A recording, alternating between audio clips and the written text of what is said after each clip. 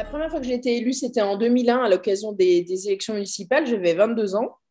Et j'ai été élue dans ma commune, on va dire à la faveur, je pense quand même, de la loi sur la parité, qui obligeait à avoir des listes paritaires pour la première fois. Et donc, mon voisin qui souhaitait être maire est venu me chercher. Et je pense que je cochais les cases. Je fais baisser la moyenne d'âge et je suis une fille, ce qui était mes deux qualités, je pense, à l'époque.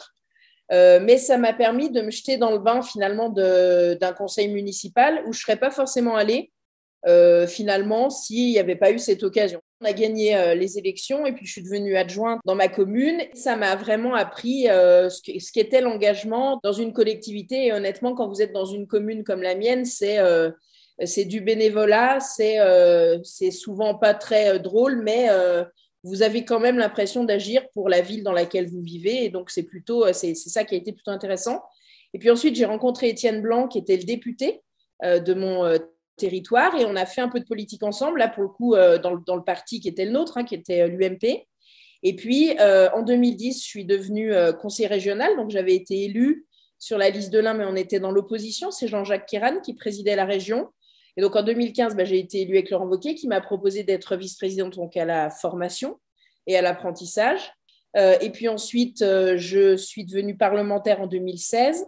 Alors, c'est vrai que de passer à l'échelon régional, ça vous permet, on va dire, encore de progresser au niveau j'allais dire plutôt de la technique de discussion et puis la grosseur des projets qui sont différents d'une commune. Mais je pense que la base reste quand même ce que vous faites au sein d'une mairie. Et là, en 2021, je me suis représentée avec Laurent Wauquiez. On a à nouveau été élu et cette fois-ci, il m'a demandé de prendre l'économie et d'être sa première vice-présidente. Je pense, enfin, c'est pas par hasard. Au bout d'un moment, vous pouvez plus faire de la politique par hasard. Mais moi, je fonctionne beaucoup à l'envie, en fait.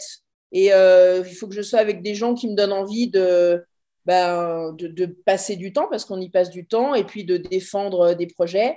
Et c'est vrai qu'au début, on va dire, quand j'ai beaucoup appris avec Étienne Blanc. Il m'a vraiment appris à travailler, à respecter les gens qui nous demandaient des informations. Enfin voilà, il m'a vraiment formé, on va dire. Et pour le coup, avec Laurent Wauquiez, j'aime beaucoup à la fois ce qu'il représente et puis le projet qu'il avait déjà en 2015 pour la région. Et ce que vous dites, c'est tout à fait vrai. Il a rendu les élus régionaux accessibles et visibles. Avant, on ne savait pas qui était conseiller régional. Il a vraiment montré tout ce que la région faisait pour les citoyens dans leur vie quotidienne. Et puis là, on a une deuxième étape, c'est un deuxième mandat, donc ce n'est pas la même chose qu'auparavant.